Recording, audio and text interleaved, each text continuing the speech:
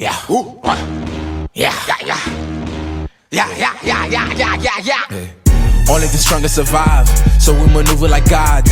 Hang with the killers at large, no proof of forgiveness or more. Please don't play games for I ain't match your brain. I'm the one that go blind, so I better refrain. Throw the body away and I'm living no witness, that's none of my business. Look at my eyes, you can see all the pain that I've been through. So how did I feel like I'm Vishnu?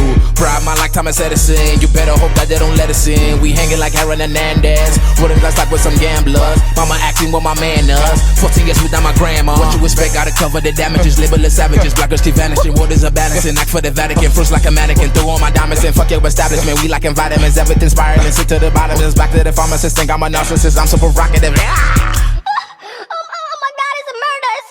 What is up, ladies and gentlemen? It's me, Arthur from Performance Hunters, and we are back with another review today. Now, for the past few days, I have been whipping around in the 2019 A220, and it was my first time in an A-Class Mercedes, so I'm going to share with you guys what it's like in case you're ever interested in buying one yourself. Alright, so one of the cool things about the A-Class Mercedes is its pricing. So the car ranges from 30 to 40 grand, which is kind of small, especially comparing it to like a C-Class Mercedes or even an E-Class Mercedes. But since it starts off relatively small, once you start adding the options, it gets hella expensive. Another thing to add on is that since this car is fairly new and it's 2019, you probably won't find any under 28,000. And as for reliability, I haven't found any issues with the car so far. It's fairly new. And also, the only thing I see that's kind of bad is that the AC doesn't cool me off, especially since it's been hot lately. Now, maintenance is going to run you about $500, and that is for the first service on the car, which is every year or every 10,000 miles. So you're going to be looking for a $500 charge at the Mercedes dealership, and you can probably bring that price down by taking it to another mechanic that you know, or any place that your friend might know, you know, depending on who it is and how they run their store. So the price is around $500, especially if you get it done at a dealership. Oh, and by the way, if you are or if you know any mechanics, feel free to hit me up. I'm actually looking for one. I'm looking for somebody who can help me get a new performance exhaust on the C450 AMG. So, you know, if you're a mechanic or if you know any, like I said, hit me up. Our Instagram is Performance Hunters, and you can even leave a comment below. We don't get that many comments here, so we'll get to you real quick. So the average life on these cars, you know, they can get up to 200,000 miles. You just got to make sure that it's well maintained. You're doing your oil changes. You know, you're changing things up and you're not breaking it. You're not abusing it. And as long as you take care of your car, it'll take care of you. All right, I'm not going to lie. So the A220 is looking a bit plain on the outside. It doesn't have the aggressive curves, but that's all right because it's not really a sports car. This car isn't that fast, and it's more comfort than fast. And not just comfort, it's also got a lot of luxury. And I'll show you when we get into the interior. But that is the new front design, by the way. Here it is with them fake air vents right here. There's nothing, it's just plastic, the whole thing. Let's see, yeah, it's all plastic. I like the headlights though. They even got the automatic thing so that when it's dark they turn on automatically for you. And back here we got the new taillight design that they've been putting in. You know, it looks like an Infinity. I'm not kidding. It just looks like an Infinity. Let me know in the comments below if you agree. And if you disagree, you can go ahead and roast my ass. But I'm going to put up a picture of the Infinity right in the next, 5 seconds. Got an exhaust. Wait, what? There's nothing in here. It's just plastic. I'm going to check the other one. What is this? More plastic, too. Oh, my God. Is this electric? Which is weird because it's gas. Oh, there's the exhaust. I found it. Oh, there's another one on the other side. Now it's time to get in the car. Now the interior, God, it is so beautiful. You know, it looks way more expensive than what you probably paid for the car, whatever the price was of the car. It's got perfect layering right here with, you know, this black stuff that gets your fingerprints on it. And then this gray little gunmetal thingy. It's not even gunmetal. I'm wrong there. Just metal along with the air vents here. And then the 2 infotainment systems, which, you know, I'm going to teach you guys how to use them because a lot of the complaints on this car are that it's too confusing to use. You're also given plenty of legroom in the first 2, but I have had complaints that from people in the back. They've told me, you know, it's a bit too stuffy in the back. They didn't have enough space, but they were, you know, 2 grown-ass people, and that's probably why.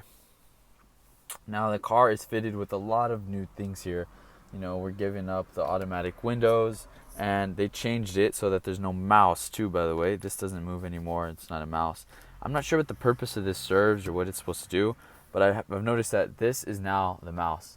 So I click and I get to open. So we're given the media, phone, comfort, some info, Mercedes main apps, car settings, and more. Now, I'm not going to lie, this thing is a bit complicated to use. There's a lot of buttons and there's a lot of just action going on in the car right now. You know, this can also be used over here. I think I got to turn on the car transmission. Okay. So you can also start, I think, scrolling. Oh, there it is. You can scroll on this side, which controls this screen. And on this side, you're controlling the screen in front of you. So it's a pretty cool thing, you know? It's not that bad. This car's speakers do go really hard, and just the whole interior of this car is nice. There's no cheap plastics anywhere that, you know, you can feel and see, and if there is, they're probably hidden underneath or, you know, in the sides off to some place where no one really looks and no one really notices. Other than that, though, the bang for your buck is really on the inside. Just take a look. It's really nice. Like, you know, I can't say nothing bad about the interior of this car. I did realize that my camera was a bit smudged right there, so I cleaned it off. I'll take a better look without the smudge here. It's really nice. Also given the dynamic select, just like my C450 AMG, except there's no manual mode, which it's not activated by button anymore, but it is activated by pressing the paddle shifter, and it'll say right there M1 instead of D1 or D2, which is the gear that the car is in. Okay. Parking brake and lights over here.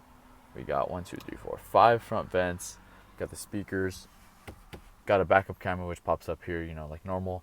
And one thing that's different about this than my AMG is that it's touchscreen, which is weird because my other one is not touchscreen, which is funny because my Tacoma's touchscreen, but my C450 Mercedes ain't touchscreen right here on the infotainment system. So, you know, it doesn't make any sense. My Tacoma's 2013 and my C450 is 2016. Anyways, this is it. 2019, fully loaded. It's got everything. Even in the dark, there's some lights off to the side out here. In the daytime, you can't really see it. Oh, there. I don't know if you can see it. There's a little Mercedes sign. In the dark, though, it looks really nice. It's part of the clips. I'm going to show it up, or you've probably already seen it in the beginning of the video. So that was the inside of the car, which really makes up for the lack of performance that it has. But with all that being said about the interior, we're going to take a look at what's under the hood and what type of stats we got running on this car. Trouble doing this the other night, but popping the hood is a bit different than my other car. It's going to be a little orange or yellow lever that you push right to the left, releasing it. And here it is, the 4-banger with the turbocharger. So, like I said, not that performance-based car. It's really quiet too. So, you know, it's more on the luxury and the comfort. We got a turbocharged 4-cylinder engine, which pushes the car to 188 horses. I'm not really with the performance, like I've been saying. It doesn't impress me, but it's perfect for those that want something fancy and aren't trying to pay for that extra speed. Because a lot of cars that have extra horsepower are way more expensive than those that don't. What I like about this car, though, is the MPG. Now, you're given 35 in the highway and 24 in the city, which really makes this car a dope daily driver. Now it's time to get into the drive itself. So I'm going to be judging. I've had it for 7 days, and I'm going to be judging what it's like to be driving this and let you guys know what it feels like. It's not that loud, like I said. Let's see if we can hear it or something. I feel like the AC is going to be louder than the rev. Okay, revving in 3, 2, 1. Don't know if you heard that. And we're going to get to it. Right now we are in comfort mode. And that's the most basic one. When you start the car, it's always going to start off in comfort mode, and you know, that's just what it does. So I'm going to keep it in comfort mode, and you know, I'm going to tell you how it feels and stuff, and then I'm going to shut up and let you enjoy it. But like I said, we got our display system over here. We're given our speed and our RPMs. So on this car, it's really quiet. It's not like my other car. So the sound is going to be a lot different. I feel like we're going over these bumps, like these manholes, for example, and it feels a lot smoother already than the other car. The C450, for example, is a lot more stiffer, and this one just feels like a little cloud, especially on comfort here. And I like the steering too. It's nice and soft. I've always noticed that it's not all stiff or it's not too aggressive. It kind of just, it flows with you. Like it turns itself because of the power steering, and it flows with you. I also like the steering wheel. Grip's really nice. And I haven't really tried manual mode in this car yet. I'm pretty sure it's similar to the C450, but there's no button, and instead it is just pressing the paddle shifter. So the AC today is doing a pretty good job keeping me cold. I'm not gonna lie. The other day I was in the car, it was about like 80 degrees outside, and oh my god, it felt hot. I had to roll around with the windows down and the AC on full blast for a couple 5 minutes, and I feel like I was wasting a lot of gas, but it's alright. Okay, we're about to get on the street too, so I'm gonna throw it in the sport mode. Now, yeah, on comfort, smooth ride. The gas pedal responds pretty good. On sport, though, one thing I'm gonna notice, and one thing you'll notice if you drive this car on sport, is that the gas pedal responds real quick. It's a lot more sensitive, and that's good because it's sport mode. You know, that's what it's for. Now, I'm actually gonna try driving paddle shifters for the first time. All right, and as you can see, it says M1 right there. I don't know, manual 1. Now, I'm not sure how to turn it off. There's no off button. Oh, well, maybe it'll turn off by itself. Corvette, I wonder what year that is. C7. I feel so dumb wearing a GoPro. Oh, well. Yeah, so on Eco, the gas pedal responds even less than in comfort and way less than sport. So, yeah, one thing about this car, though, is that there is only 3 modes. It's Eco, Comfort, and Sport. Versus on an AMG, there is Eco, Comfort, Sport, and Sport Plus. Sport Plus really makes it ready to be track driven, in my opinion, on AMG. What do you want to do? Oh my god, it's like Tony Stark, Iron Man stuff. Wow.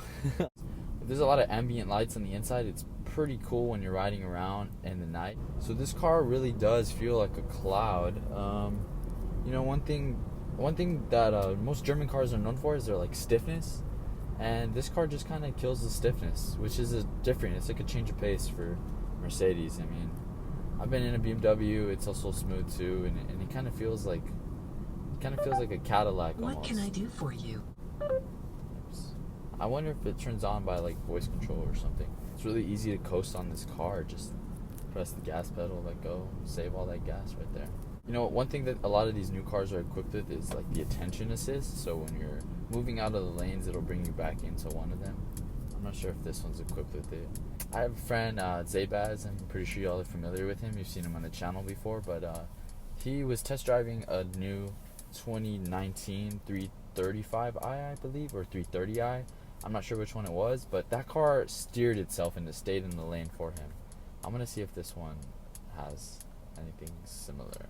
The infotainment system is just low-key distracting. I feel like it's kind of bad. Just attention assist. I'm gonna try to purposely go into the other lane without signaling. Okay, didn't pull me back like the BMW would. Car, interestingly, can pick up, but it feels that the pickup on sport is really slow.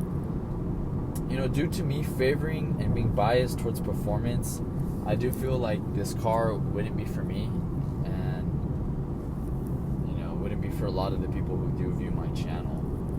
Damn, look, it's so beautiful today. Look at these rolling hills. They look perfect.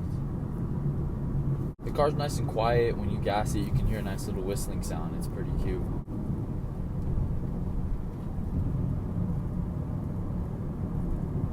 Also, the car is front-wheel drive. I don't think I mentioned that earlier in the video. Front-wheel drive, so it's a lot different than a 4MATIC or just a rear-wheel drive. Okay, let's put some gas into it.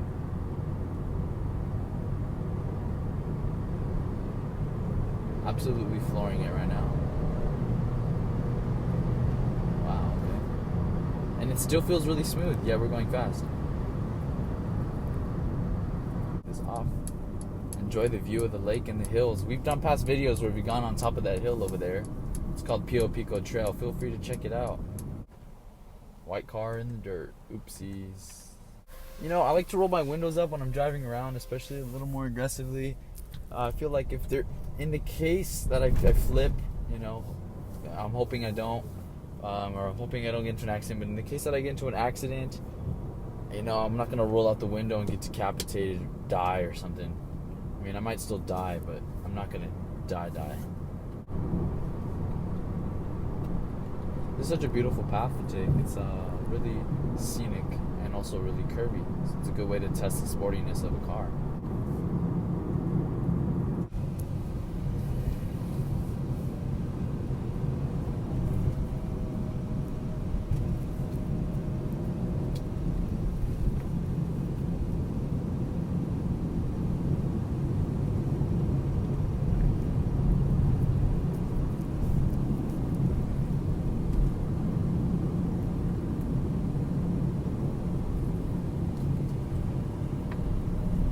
Alright, so after some driving and some testing, you know, I've been driving it for about a week now, 7 days. This would be my 8th day driving it. I feel that this car would get a 3 out of 5 for Performance Hunters rating. And that's because we're all about performance, and this car just doesn't offer the same level of performance as some of the other cars that we've driven do offer. But what's dope, what's the best thing about this car is literally the inside. The inside makes up for that lack of performance. It almost makes you want to give it like a 4 or like a 3.5 or 4 out of 5, you know. It's a really good car. I feel like it's one of those that you can keep and have for a while and just enjoy. You know, you're inside your car more than you're outside, you know, so it's good to have a nice car on the inside, especially, for example, if you live like in LA or something and you're stuck in traffic a lot. The inside of your car is like something you got to learn to love because you're going to be in there for a long time. Now, with all that being said, I really like the car. I think you should cop if you're into luxury and comfort. Although if you're into performance, there's better options out there. Go ahead and check out my top 5 cars for car lovers. I'll leave the link there, and I'll leave it at the end of the video, the last 15 seconds. So, thanks for watching, everybody, and I hope you all enjoyed the video. Don't forget to like and subscribe for more videos like this. Our next video is either going to be a 2016 Maserati or a 2013 328i review. One or the other, and both are coming out soon. We're going to try to get them out there as fast as we possibly can. Alright guys, thanks for watching, and also like and subscribe. Like I said, turn on the post bell notifications for when I post my vlogs and stuff. You guys are going to want to keep up with those too. Anyways, that's it for right now. Alright, enjoy yourselves, guys. Yeah. Only the strongest survive, so we maneuver like gods. Hang with the killers at large, no pray for forgiveness tomorrow. Please don't play games for I ain't match your brain. I'm the one that go blind, so I better refrain. Throw the body away and I'm living no witness, that's none of my business. Look at my eyes, you can see all the pain that I've been through. So how did I feel like I'm fish new? Pride my lifetime as citizen, you better